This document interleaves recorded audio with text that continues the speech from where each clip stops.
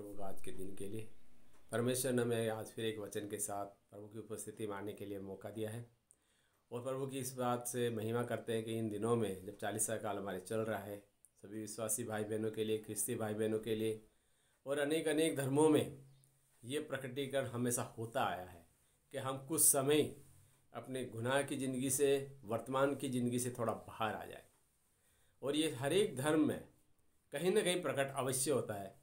और इसका मूल अर्थ है हम हमारे पिछली ज़िंदगी को प्रभु को सौंपते हुए क्षमा मांगे और साथ ही अंधकार की शक्तियों को दूर करने के लिए सामर्थ्य मांगे और ज्योति की ओर बढ़े। जैसा कि बाइबल में कहा गया है इफिसियों 5:8 और यूहन्ना 7वें अध्याय में कि अब तुम ज्योति में हो, अंधकार में नहीं हो। पहले अंधकार में थे, लेकिन जब प्रभु के पास आगे हो और इन दिनों में विशेष काल में आगे हो, अब तुम ज्योति की ओर हो। अब हमारा मार्ग ज्योति की ओर है। अंधकार को छोड़ने का समय आ गया है। जैसा कि जैन धर्म में क्षमा पर्व होता है, मुस्लिम धर्म में रोजे रखे जाते हैं, हमारे विश्वासी भाई बहन ख्रिस्तीय समाज के लोग इन दिनों में 40 काल में दुख भोग को लेकर चलते हैं, क्रूस यात्रा को लेकर चलते हैं। परमेश्वर के उन शपथ को हम याद करते हैं जब परमेश्वर ने कहा कि तुम जगत की ज्योति हो और संसार में तुम प्रकाशमान होंगे। किसे लेकर? परमेश्वर की महिमा को लेकर, परमेश्वर की बातों को लेकर, परमेश्वर की शिक्षा, नियम और संदेश को लेकर। परमेश्वर का संदेश था प्रेम, और प्रेम के अपोजिट जो भी काम है वो सब प्रभु के विरुद्ध है। हम देखें नीति वचन 1:7 में क्या कहा गया है। वहाँ पर सुलेमान कहता है सच्ची बुद्धि ईश्वर के वचन से चलने में ही मिलती है। परमेश्वर के वचन पे हम चलेंगे, परमेश्वर की बातों में हम चलेंगे, उस संदेश को ग्रहण करके चलेंगे, तभी सच्ची बुद्धि मिलती है। ये बुद्धि ही है जो हमें परमेश्वर से दूर करती है। क्यों? क्योंकि हमारे पूर्वजों ने भी ज्ञान के पेड़ का फल नहीं खाया, भले बुरे ज्ञान का। वो जीवन का फल खाते तो जीवन मिलता, लेकिन उन्हें भले बुरे ज्ञान यानी बुद्धि के विकास के लिए फल खा लिया। बुद्धि तो विकासमान है, आज देख रहे हैं हम, लेकिन परमेश्वर का जो फल था जीवन का, अनंत जीवन का, वो खो दिया। इसीलिए इस धरती पर मानव जाति अनंत जीवन की तैयारी करता है, जिसे हमारे पूर्वजों ने, आदम हवा ने खो दिया, वो फल खाकर, परमेश्वर की आज्ञा भंग करके। हम जब अब इस दुनिया में हैं तो हम ये जो पश्चाताप का समय निकाल रहे हैं, जो दुख भोग के लिए हम इन दिनों आगे हैं 40 दिन में, तो हमारे लिए इस बुद्धि को नकारना बहुत ज़रूरी है। बुद्धि को नकारेंगे तो हम अंधकार की शक्तियों को नकार देंगे। हम कहेंगे शैतान के हर प्रलोभन को, हर चीज़ को जो प्रभु के नियम और संदेश के विरुद्ध है, इन दिनों में विशेषकर शैतान को कहना पड़ेगा, हमें लालच लोभ को कहना पड़ेगा।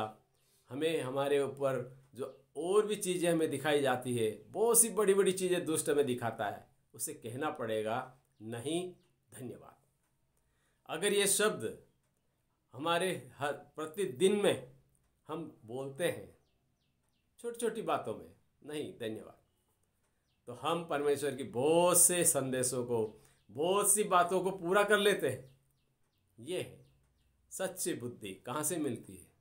ईश्वर में चलने से, ईश्वर के वचन में चलने से मिलती है। इसीलिए हम देखते हैं यशायाह 55 हमें क्या बताता है कि विचार और गति एक सी नहीं है। संसारिक विचार है हमारे, संसारिक गति है, और धर्म ग्रंथ के अनुसार परमेश्वर ने हमें अनेक विचार दिए, अनेक चलने की गति दी है। मूसा को अलग गति दी, नूह को अलग गति दी, और बाद में आने वाले हमारे नबियों के द्वारा अनेक लोगों को अलग अलग गति दे के चलाया और परमेश्वर के नज़दीक रखने की कोशिश की। पिता परमेश्वर ने प्रभु यीशु को दुनिया में भेजकर पाप से अलग करके फिर प्रभु के पास मोड़ने के लिए एक गति और विचार दिया।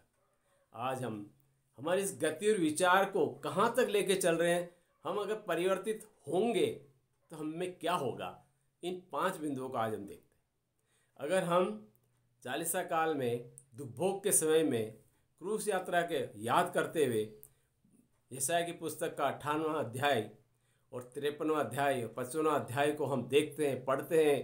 पूरे दुख भोग का वृत्तांत बहुत समय पहले नबी ईसाई ने हमें दिया और वह पूरा अक्षर एक एक अक्षर प्रभु यीशु के जीवन में बीता। उस दुख भोग और दुख की घड़ी को याद करते हुए हमारे पापों को हम देखते हैं, हमारे पाप की ओर निगाह फेरते हैं। तो हम अगर प्रभु में आगे हैं, हम क्षमा के लिए आगे हैं, हम प्रायश्चित के लिए आगे हैं, अपने आप को परिवर्तन करना चाहते हैं 40 दिन की इन प्रार्थनाओं में और नया कुछ पाना चाहते हैं, तो हमें क्या करना है? याकूब 1:4 में कहा गया है, शैतान को नहीं और धन्यवाद बोलना सीख लीजिए, दुष्ट की बातों को दूर करना सीख लीजिए। कहने का मतलब हर लालच को, हर वो बात जो परमेश्वर के वचन के विरुद्ध है, नहीं, धन्यवाद कहना सीख लीजिए। नुकसान होगा, कुछ छोड़ना होगा, कुछ कमी घटी होगी, लेकिन वो सब प्रभु को चढ़ाना। अगर ऐसा करते हैं तो हम आगे जाकर अंधकार की शक्तियों से निकलकर जीवित परमेश्वर की महिमा की ओर बढ़ते हैं। दुष्ट हमारा कुछ नहीं बिगाड़ सकता, ज्योति की ओर बढ़ते हैं। हम देखते हैं 2 कुरिन्थियों 5:7 में प्रेरित पौलुस क्या कहते हैं, हम रूप देखकर नहीं विश्वास से चलते हैं। हमें रूप नहीं देखना है, हमारी भौतिक सुविधा नहीं देखनी है, हमारी भौतिक उन्नति नहीं देखनी है, हमारी कमी घटी आर्थिक स्थिति और हमारे रिश्ते नहीं देखने हैं, क्योंकि वो उन्हीं में उलझकर हम अंधकार की ओर जाते हैं। उन्हीं में उलझकर हम एक दूसरे का साथ देना चाहते हैं, चाहे वो सही है या गलत है, अन्याय है, हमें साथ देना पड़ता है और देते हैं। इसीलिए वो अंधकार की शक्तियाँ हमारे ऊपर हावी है और इन्हें दूर करने के लिए ही, इन सब से बचने के लिए ही 40 काल में कुछ समय मिल गया है प्रभु के पास लौट आने का, प्रभु की उपस्थिति में लौट आने का। और जब हम ज्योति की ओर लौट जाते हैं तो मरकुस 8:38 में कहा गया है कि जो मेरी बातों में लज्जाएगा मैं भी उससे लज जाऊंगा। प्रभु की बातों से लज जाना नहीं है, प्रेम से आना है, विश्वास से आना है। एक औपचारिकता नहीं है दुख भोग 40 कि आज 40 दिन के लिए हम ये कर रहे हैं, वो कर, हमें पूरी पिछली ज़िंदगी का हिसाब किताब देना है। अब तक की पिछली ज़िंदगी का, इस साल तक का, इस समय तक का पूरा हिसाब किताब परमेश्वर के वहाँ पुस्तक में लिखा है। उसको चुकाने के लिए हमें तैयारी करनी। हमें मालूम है हमने क्या क्या किया है, दूसरा अन्य कोई नहीं जानता। हम जानते हैं, मैं जानता हूँ, मेरा हृदय जानता है, मेरी आत्मा जानती है। इसीलिए परमेश्वर से कुछ छिपा नहीं। ज्योति में है तो ज्योति में आने वाला व्यक्ति, पश्चाताप करने वाला व्यक्ति हमेशा परमेश्वर में नया होके निकलता है। हम देखें यूहन्ना 14:27 में ईश्वरीय शांति देता हूँ, प्रभु कहते हैं।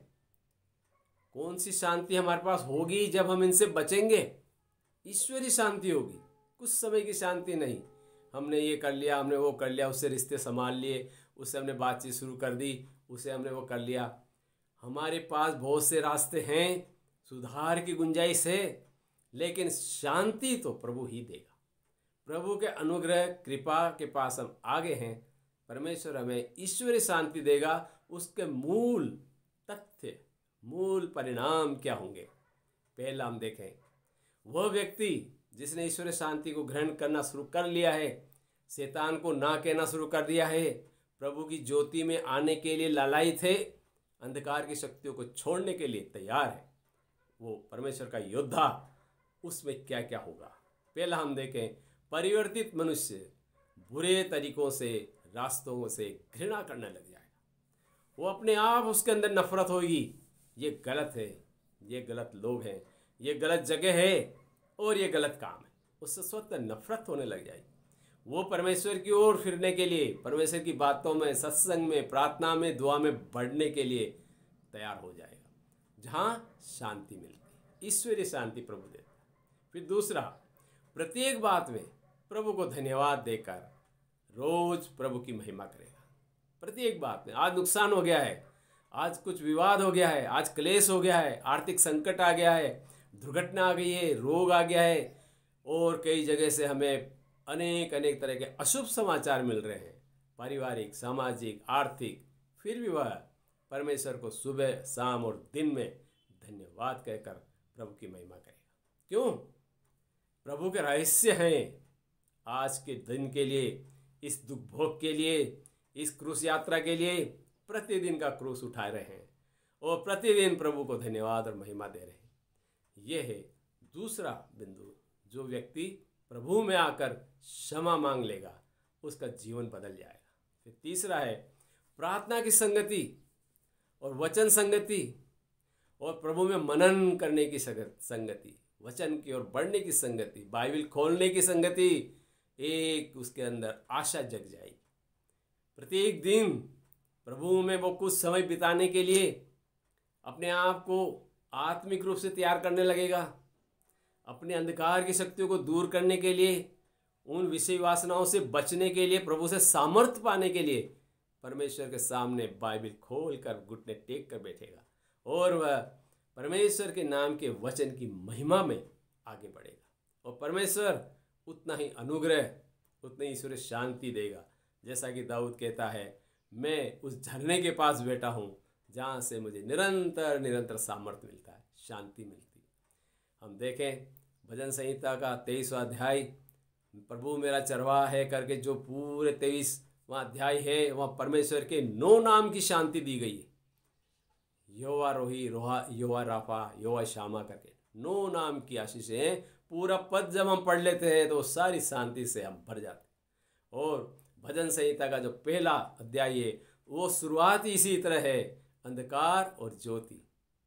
एक तरफ अंधकार, एक तरफ ज्योति, एक तरफ न्याय, एक तरफ अन्याय, एक तरफ परमेश्वर, एक तरफ शत्रु। इन बातों को लेकर भजन संहिता में दाऊद ने परमेश्वर की महिमा को प्रकट किया। और 23वें अध्याय में उन्होंने ईश्वरीय शांति को, 9 शांति को, यहोवा की 9 नाम की शांति को प्रकट किया। परमेश्वर के लोग जब परमेश्वर की बातों में होते हैं, मनन चिंतन में होते हैं, तब ये चीज़ें उनके सामने आती है, उन्हें सामर्थ्य और अनुग्रह मिलता है ताकि हम अंधकार की शक्तियों को छोड़कर, शैतानी ताकतों को छोड़कर प्रभु की ओर आ जाए। फिर चौथा बिंदु आता है कि 40 काल में परिवर्तन होकर मनुष्य क्या करता है? व्यवहार स्वभाव बदलकर प्रेम करने के लिए, एक दूसरे से मेल मिलाप करने के लिए बहाने ढूंढने लग जाता है। मैं इससे मिलूं, काफ़ी समय हो गया है, मेरा इससे मन मुटाव है, मैं इसके साथ संगति करने के लिए, मैं इससे बातचीत करने के लिए रिश्ते सुधारने की ओर बढ़ता है। पहले व्यक्तिगत, पारिवारिक, सामाजिक और परमेश्वर, सारे रिश्ते सुधारने के लिए वह तैयार होने लगता है। तो हम समझें कि हमने इस दुर्भोग काल में, इस 40 काल में कुछ न कुछ सुधार करने के लिए अपने आप को तैयार कर लिया है। हम सुधार कर रहे हैं, हम में सुधार होगा। हम परमेश्वर के और नज़दीक आएंगे, क्योंकि परमेश्वर की हम भेड़ हैं और वो जो बाड़ा बना हुआ है उससे में कोई निकालने वाला भी नहीं है। परमेश्वर कहता है मेरी भेड़ें मेरी आवाज़ पहचानती है। तो परमेश्वर जब हमारा चरवाहा है तो उसकी भेड़ हर एक बात में, हर एक क्षण में उसकी आवाज़ पहचानती। फिर हम देखें 5वां, आनंद, गवाही और संसार में प्रेम की बातों को लेकर, परमेश्वर के संदेश को लेकर, वचन को लेकर प्रचार करने निकल जाएगा। हर घर में परमेश्वर का संदेश को बातों ही बातों में देखा, दिलासाओं में, सांत्वना में, सहानुभूति में, दया और प्रेम में परमेश्वर की बातों को, वचन को लाकर परमेश्वर की महिमा करेगा और उसे सामर्थ्य देगा, जो कि हो सकता है वो उसी की तरह निर्बल है, कमज़ोर है, और हो सकता है और भी ज़्यादा निर्बल है, कमज़ोर है, पाप की संगति में है, शारीरिक पीड़ा में है, और जो आर्थिक संकट में फंस गए हैं, जो विश्वास को खो रहे हैं, उन तक हम परमेश्वर के वचन को लेके जाएं और इस दुख भोग और इस 40 काल में उस क्रूस को उठाने के लिए उसे प्रेरित करें और उसे प्रतिदिन के क्रूस के लिए और आने वाले अनुग्रह के लिए उससे बात करें। एलिया और मूसा ने जब प्रभु से बात की तो क्या प्याला टला? हम जानते हैं कि नहीं टला, लेकिन परमेश्वर में वो सामर्थ्य आया कि वो अंत तक कह सके पिलातुस के पास कि हाँ मैं हूँ मसीह, मैं हूँ सत्य। उन्होंने कहा कौन सत्य, कौन सा सत्य? उन्होंने कहा मैं हूँ सत्य। जो परमेश्वर पे चलता है वो सत्य पे चलता है, जो परमेश्वर की बातों में आता है वो प्रेम में आता है, और जो परमेश्वर में आकर अपने आप को बदल लेता है, सुधार करना चाहता है, परमेश्वर की परमेश्वर के पूरे पूरे विश्वास को ग्रहण करना चाहता है, वो इस 40 काल में इसका फ़ायदा लेने की कोशिश करे। और क्योंकि ये समय आया है कि हम कुछ परिवर्तन हो जाए, हमारे जीवन में परिवर्तन हो, ये समय काल परिवर्तन का समय है। इसीलिए कहा अब तुम ज्योति में हो, अंधकार में नहीं हो, अब तुम ज्योति में आगे हो, इस ज्योति को फैला दो। परमेश्वर का वचन कहता है संसार की ज्योति मैं हूँ, जगत की ज्योति मैं हूँ, उसको हमें प्रकाशमान करना है। इस 40 काल में हम प्रभु को साथ आकर, प्रभु के पास आकर अनुग्रह को मांग ले, ताकि वो सामर्थ्य हमें दे और पवित्र आत्मा की आग के द्वारा हम शुद्ध किए जाएं और अन्य को भी हम प्रभु की ओर ला सकें। धन्यवाद।